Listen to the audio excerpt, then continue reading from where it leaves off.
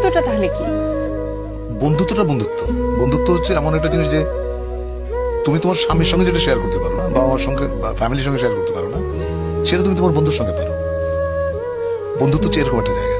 আর বন্ধুত্বের তো কোনো বয়স নেই। বন্ধুদের কোনো বয়স, আর বন্ধুরা কখনো ছেড়ে যায় না। পৃথিবীর সবাই চলে যাবে। তোমার আমার মেয়ে বিয়ে হয়ে গেল কিছু, সে আমাকে ছেড়ে চলে গেছে। সবাই ছেড়ে চলে যাবে, বাবা মরে যাবে, মা মরে যাবে, কিন্তু বন্ধু কখনো হারায় না।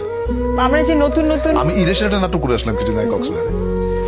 ওখানে এই সংলাপটা পড়ে আমি খুবই মুগ্ধ। আমি ইরেশে বললাম যে তুমি এরকম চমৎকার সংলাপ লিখেছ।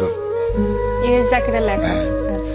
তো ওখানে সংলাপ ছিল যে সবাই চলে যায়, তখন আমি বলি শুধু বন্ধুরা ছাড়া। আরো একটা জিনিস, আমিও মানে এটা এখন আজকে রিয়েলাইজেশনে আসবে যে হ্যাঁ, সবাই ছেড়ে যায় বন্ধুরা ছাড়া। প্রেম শব্দটার অর্থটা কি আপনার কাছে? প্রেম যে একটা ছেলেতে মেয়েতে হবে আমার কোনো কথা নেই। তুমি হয়তো বাড়িতে একটা গাছে পরিচর্যা করো, তার সঙ্গে তোমার প্রেম হতে পারে। আমার সাথে বা যাকে দেখতেছো, তুমি একটা সে কলম, আমার শালা নাজমুল, কলম তোমার পছন্দ, আমি তার অনেক ভালোবাসি। তাই না? ওইটা প্রেম। আমি তোর উদাহরণ দিই তোমাকে।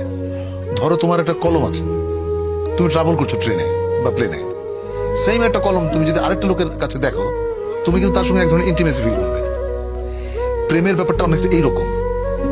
প্রেমের মধ্যে কোনো স্বার্থ থাকতে পারবে না, এবং প্রেম প্রেম মানে একজন আরেকজনকে কেয়ার করবে, তাই না? প্রেমের দুজন মানুষের মধ্যে যে প্রেম, সে প্রেমের ক্ষেত্রে সবচেয়ে বেশি ছাড় একজন আরেকজনকে দেবে।